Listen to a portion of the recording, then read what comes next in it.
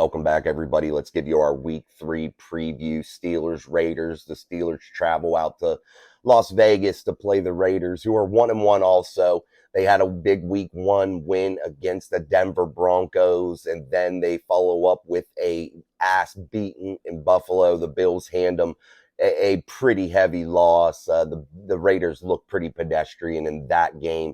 They looked exactly how the Steelers looked up there last year in Orchard Park with a 38-10 loss to the Bills. So I want to talk today about how the Steelers can expose the Las Vegas Raiders both offensively and defensively, and break this game down a little bit further and give you guys some insight on what to be looking for and where the Steelers can improve after a couple rough weeks, even though we're coming off a win Monday night against the Cleveland Browns that came with some heavy losses. Is Minka Fitzpatrick going to play after being taken to the hospital? The injuries just keep mounting for this Pittsburgh Steelers team, and are they able to overcome that? Is Mike Tomlin able to overcome the deficiencies that Matt Canada's put in this offense? And when we just thought, hey, this Steelers team can come out now and be able to expose some defenses and do some big things offensively, we've been very disappointed with the first 2 weeks. The offense hasn't been able to move the football, and the defense has carried this team so far. Mainly TJ Watt and Alex Highsmith, the two outside linebackers that have been totally, utterly amazing and have totally carried this football team through 2 weeks of the NFL season. And it's a long season, and we have to see this team gel. And I think maybe this week in Las Vegas, you could have the opportunity to see Kenny Pickett in this offense get back on track. And hopefully Matt Canada can become a little bit more eccentric in his play calling and allow this Steelers offense to start to blossom a little bit. So let's break down the Raiders. As I said before, they had that week 1 win against the Denver Broncos to where they looked okay. Then you move out to Orchard Park to where they got a beat down. They only had very, very, very pedestrian numbers against the Bills defense. They only had 55 rushing yards, which with Josh Jacobs, that shouldn't happen considering the caliber of running back that Josh Jacobs is. I mean, he is a stud, a monster, and he can come out and chip out a big game at any time, real quick and in a hurry. So they only had 55 rushing yards. There's a lot to play into that as we break down the Raiders' offense. However, they only had 187 or 185 yards passing against the Bills also, to where you've seen Jimmy Garoppolo have a better coming out. They came down the field. They scored quickly. Devontae Adams, he was spreading the ball around a little bit. But then after that, you've seen the wide receiver core for the Raiders become non-existent up there in Buffalo. So that is one of the keys for the Pittsburgh Steelers defense, is to be able to do what those Bills did to that Raiders team, to limit Josh Jacobs' opportunities by making Jimmy Garoppolo uncomfortable, by not allowing him to have those checkdowns to Josh Jacobs, because he is a monster coming out of the backfield also in the pass game on those wheel routes, being a check down for Jimmy G. And Jimmy G here, I believe he has the most weapons that he's probably ever had in his entire career in Las Vegas, with Adams and Jacoby Myers and Hunter Renfrow.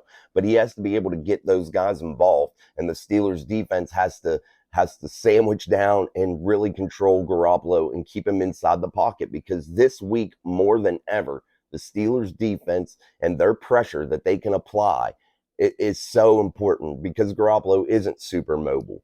So you have to be able to hit home and get home quick and not allow that run game to get going, not allow that play action pass to open up for Jimmy Garoppolo.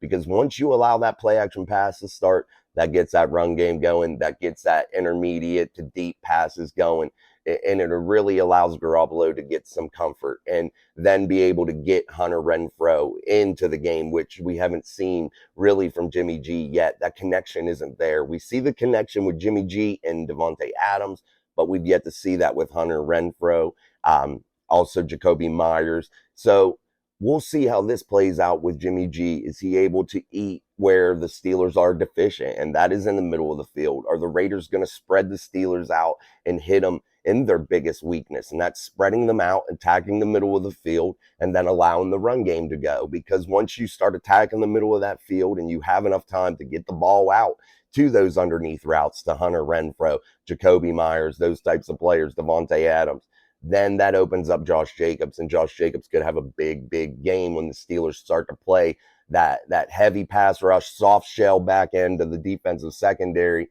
And then, I mean, come on. All he has to do is get to that second level and it's go time. And he's going to rip off 10, 15, 20-yard runs against the Steelers with ease. And that's where the Steelers need to fix that. They need to fix that soft shell that they play in the back end behind that great pass rush. They have to become more aggressive and more physical and be able to play the pass a hell of a lot better than they have. I liked Elijah Riley against the Cleveland Browns. I felt like he was flying around the ball. Maybe get him more incorporated into this defense. Joey Porter Jr., young, fresh legs, get him in there. Allow him to attack this pass game. But you're really going to have to see the Steelers defensive front and the outside linebackers. They have to play another super game this week. They have to make Jimmy G uncomfortable.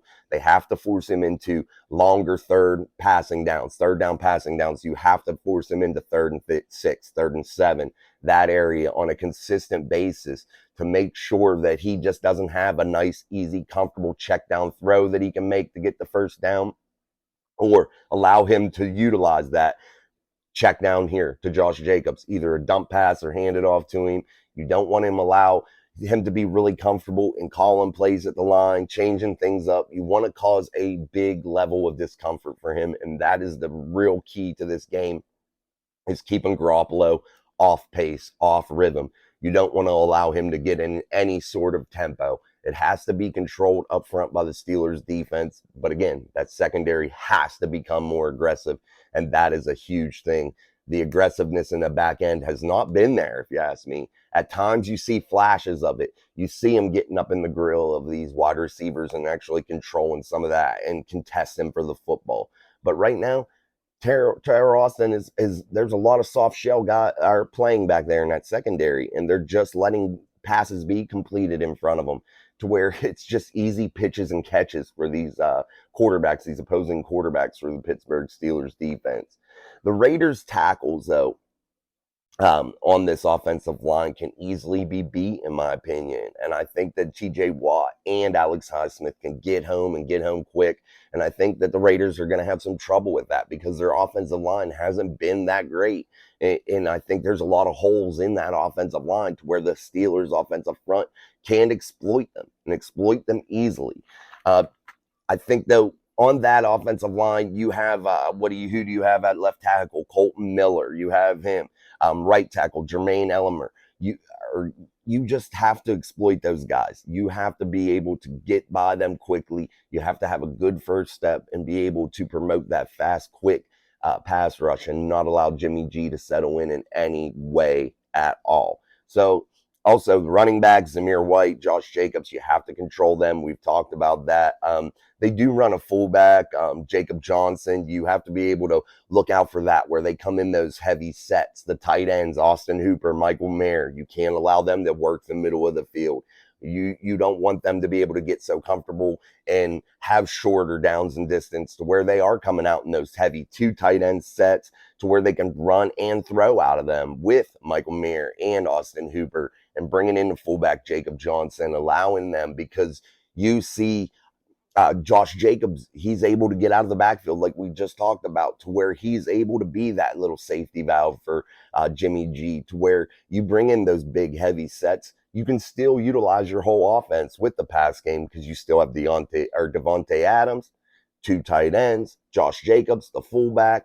There's a lot of weapons still on the field. So when they come out in those heavy packages, they could do just what the Steelers need to be doing, and that's coming out big jumbo personnel packages, being able to throw and run, and being able to dictate the time of possession and control the tempo of the game, slow it down, speed it up, and do really what they want. And if the Steelers defense gets pushed back on its heels, doesn't have that great pass rush immediately, doesn't disrupt their game plan, doesn't make Jimmy G uncomfortable, you're in for a long day, because they can really grind it out if they need to. And if you allow this offense to get going, this is their biggest weapon. then you could be in a shootout. You could be in trouble. And I don't know if the Steelers are quite prepared for that yet. So that's the defense. The defensive keys for the Pittsburgh Steelers in this game coming up. Then we move over to the Steelers offense. And wow, guys, it has been dismal. The Steelers are in trouble on offense right now. Matt Canada, we thought we were going to see a lot more from Matt Canada, and we just haven't, guys. We haven't seen those big plays. We haven't seen the tempo. Maybe consider letting Kenny run that 4 minute offense to where there is some pace. Allow him to get his legs underneath him. But the Steelers' offensive line, this is their week that they can come out and get back on track due to the deficiencies the Raiders have on defense. Their defensive tackles are weak. They have a good rotation of young players they can bring in, but they're unproven players. And that rotation hasn't seemed to work just yet. They maybe need to play their younger players and see if they can get in a little bit more of a rhythm, a little bit more a better rotation for the Raiders' defensive front. But the Steelers need to exploit that now. The defensive tackles are bad right now for the Raiders, and that means Isaac Samalu, players like that, the Steelers' offensive front, they need to get that heavy push, and they need to be able to come out and keep Max Crosby. That's the one player that scares you from that Raiders defense. So you need to keep Max Crosby in check. Double team him if you have to, chip him if you have to, but don't let Max Crosby beat you. And that's what the Bills did. The Bills came out with that offensive game plan of, hey, Max Crosby is not going to beat us. We're just going to chip him. We're going to keep him under lock and key a little bit and not allow him to get going and get them exciting splash sacks and pass breakups and all those things that a quality pass rusher does. And we see that week to week with our quality edge rushers right now in Alex Highsmith and TJ Watt. You see what a quality edge rusher can do. It can really change a game. It can win a game. And we've seen that on Monday night for the Steelers. They won the game because of their outside linebacker play.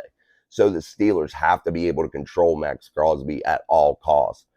Again, their defensive front can be beat, and that means the Steelers' offensive line has to get that push, like we said. And you have to possibly allow Jaylen Warren, I think, to get the lion's share of the carries in this game. You have to allow him with that quick burst to get that offensive line some confidence and allow him to hit the holes, because right now we're not seeing Najee Harris hit the holes with any type of acceleration, any type of speed.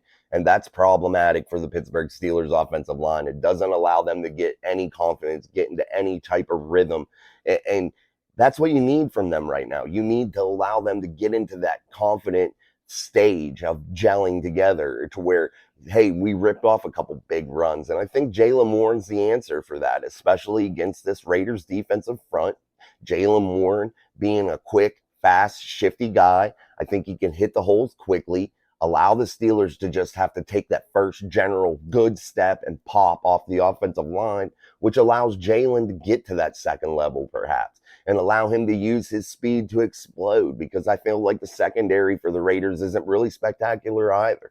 So you have to allow that run game to get going, because that's going to be the same type of thing that the Raiders want to do. They want to get that run game going, open up the play action pass to allow those intermediate to deep threat balls to get down the field a little bit and allow the quarterback to have some time. And that's where I think Kenny Pickett needs to be gaining some experience here with that a little bit under center, getting those play action passes, and hopefully that would open some things up. But again, you have to control Max Crosby.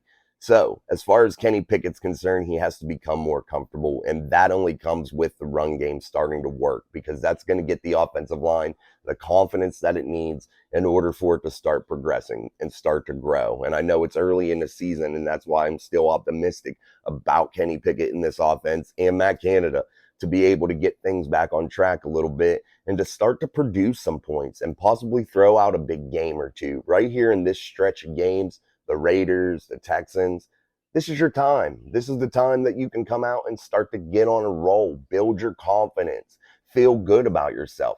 Come out of these two games sitting at 3-2. That are 3-1. That would be special for the Steelers. They haven't had a start like that in a little while now. So getting that confidence under Kenny's belt, getting him to feel good and having that 3-1 record, moving into week 5, That would be perfect, and that's what you need if you're a Steelers fan, a Steelers team coach. You need that to happen. So Kenny, utilize the tight ends. We said that last week, but we didn't see him at all on Monday night against the Browns. We saw 0 targets to Pat Freiermuth. That can't happen, guys. You have to utilize the tight end, Pat Freiermuth, Washington, Connor Hayward. They have to be in this game plan this week. There's no excuse for them not to. We have to get that run game going. And I say that that's a Jaylen Warren thing. Jaylen Warren needs to come out and be the guy for a little bit. Let Najee figure out what's going on because he has no burst. He has no quick cuts, no quick speed. He's just a mutter right now. And I don't even know if he's that because he's not even hitting the holes with any type of real effort. It doesn't look like it. It looks like it's slow motion to me. So let's get Jaylen involved there. And that is only going to help your young quarterback because he has to find his rhythm and find his continuity with his receivers and tight end group. He has to. And when you put Jaylen back there, that allows for an easy check down on a wheel route, a little short underneath pass to Jaylen Warren. That allows Kenny to have that nice safety valve. And with the way the Raiders secondary is constructed right now, the way that I think they're playing, um, I think that the Steelers could exploit that over the top pass game, that deep threat, the Calvin Austin type explosive plays, and utilize George Pickens in more than just a one trick pony. You just don't want to throw him a go ball here and there. You want to get him more and more opportunities. You need to feature him a hell of a lot more. I'm not saying force the ball to George, but you need to recognize every time that he is in one-on-one coverage, you need to get him the ball, at least give him a chance to get that football. And that may result in an interception or two, but you need to force it a little bit at times when he's on one-on-one. You have to get him involved and you have to let him do more than just a go route or a comeback quick. Let him take a post. Let him take those things that he scored on. Utilize those a little bit more. Utilize him on a screen. Get him involved in the game. Get that exciting playmaking ability involved in the offense more. Also, take a deep shot to Calvin Austin. Stretch that defense out a little bit. It's what has to be done in order for this offensive unit to get some cohesiveness. I mean, it's crazy. And will the Steelers fire or look to get rid of Matt Canada in the offseason? Because it won't happen now. We know that. And it needs to, honestly, in my opinion. I think there are people in the building that could take over that role and do the exact same thing as we see Matt Canada doing now and allow you to have a fresh start next year. But Matt Canada has to get some more eccentric play calling. He has to utilize the motion a little bit more, utilize his athletic players and get players the ball and give people more targets. When your tight end group has 0 targets and you're not utilizing them in any way, you're in a bad way, guys. I mean, your offense is truly failing and you are in bad shape. You have to be able to use those tight ends. You have to be able to use that run game. It has to be way more efficient than it was Monday night because that time of possession is killing our defense. I mean, they're on the field a lot and they're giving up 300-400 yards a game, which cannot happen. But when that offense cannot control and move that football in any way, shape, or form, you're asking the defense to do a lot. And they're going to give up many yards because they're on the field the most. So they're still not giving up huge amounts of points, at least to the Browns. They didn't, and they held. And partially that was due to the Browns' deficiencies at offense and how piss poor Deshaun Watson is. But the Steelers were able to hold, and they ended up overcoming a lot of adversity in that game. But those are our keys again here. The defensive side of the ball we went over. The offensive side of the football, let's recap those keys. You have to use the tight end game. We keep saying that week in and week out so far in this young season. The tight ends have to become involved. And until then, you're really handicapping yourself. I think Jaylen Warren needs to get the line share the snaps, maybe even come out in that first series as the starter to allow maybe a couple special quick bursts, exciting plays to get the offense on track. And if you're Kenny Pickett, you have to be able to have that run game work and be able to utilize a little bit of the play action. You have to soften up that defensive backfield a little bit to where you have a guy that's able to get over the top, a Calvin Austin, a George Pickens, and maybe take a deep shot or two. Stretch that field out a little bit. But if you're Kenny also, you have to become a little bit more accurate and That's going to come down to the offensive line, giving him just a hair more time, just a little bit, another half second to a second more, just to let him be comfortable to where he isn't looking over his shoulder every play. So that's another big thing for Kenny. Find that stability, find that comfortability, and utilize your tight ends and maybe a little bit of that deep passing game and allow that run game to get going. As far as the offensive line, they have to come out and be better. I think it may be time for Chooks to take a seat for a little bit. Get in that young guy in Broderick Jones. You have Spencer Anderson on the roster. Maybe try some of these younger guys out. Start mixing the offensive line around a little bit, not in big, drastic changes, but in changes that are small, and just to see what starts to work and see if you can start to get some cohesiveness in that unit. So that's a big, big thing. And Matt Canada has to be better. Has to be better. And I think his job truly depends on it. And we've said it so many times here, and other people have said it so many times. But guys, this really truly has to be it, because now you have Mike Tomlin even publicly acknowledging the fact that there has to be some sort of change there at the offensive position group, and that may be Matt Canada. That may be a player or two getting switched around on that offensive line. That may be Jalen Warren taking the lion's share of the snaps and the carries for the Pittsburgh Steelers moving forward until Najee Harris can find some footing. So this group isn't in panic mode just yet. We don't have to totally hit the panic button on this team as a whole, because I think there's still a ton of room for growth. And I know, and I'm a realist, that this is a very long season and this team will gel and will get better. But we have to wait and see how things start to work out, and we have to allow them time to grow. Kenny is only a second-year quarterback. We have to remember that too. And he only played half a season last year and dealt with a couple concussions during that time. So we have to allow him to get a little bit of time to grow too. People calling for Kenny's head, saying switch the quarterback, that would just be disastrous. And I don't think that we need to do that. That's almost submitting to the fact that Kenny don't have it and he's not going to be the guy moving forward for the future. And I don't think it's time to do that just yet. I think you need to at least play him half a year, 10 games, to be able to find out exactly what you have in Kenny Pickett. And last year, he proved that he was able to play through adversity and play through tough things of concussions and bad games and bad performances by the offense, but he was able to do it when it mattered. And I think that's where Matt Canada needs to allow a little bit more of that 4-minute offense to allow Kenny to flourish and get that confidence built up, get that confidence built with tempo and completing big plays and allowing them to maybe run down and get a quick score real fast, and then come back, slow it down with some bigger packages with the tight end grouping that you have, and run the football and allow there to be a good mixture of run and pass and keep the defense guessing. And I think this is just the defense to be able to do that too, and be able to get on track with, and to be able to find your identity with, because the Raiders are sure floundering after that ass beating that they took in Orchard Park. So you have to capitalize off their misfortune. It's the home opener for the Raiders.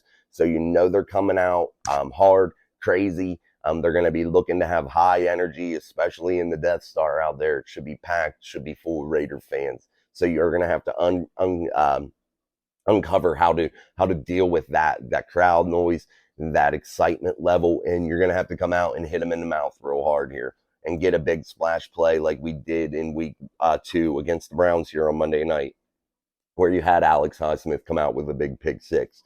Those are the types of things that you're looking for. You need a play like that to be able to get that momentum built on your side, to be able to control this game and dictate the pace of this game. So, guys, those are our keys. Those are just that's our quick breakdown here of the game that's coming up Sunday night football, another night game, another primetime game for your Steelers. So we wanted to get that broke down for you, something for you to start chewing on, something to start looking at. So we'll do another quick breakdown, probably not so long, not so in depth, but just as the week progresses, as we see the injury reports come out, things of that nature, to where things might change schematically for the Steelers or for the Raiders, and who plays, who doesn't, which injuries are going to become big as we move towards Sunday night. So we're going to have to let the week unfold to figure those things out. So until next time, peace.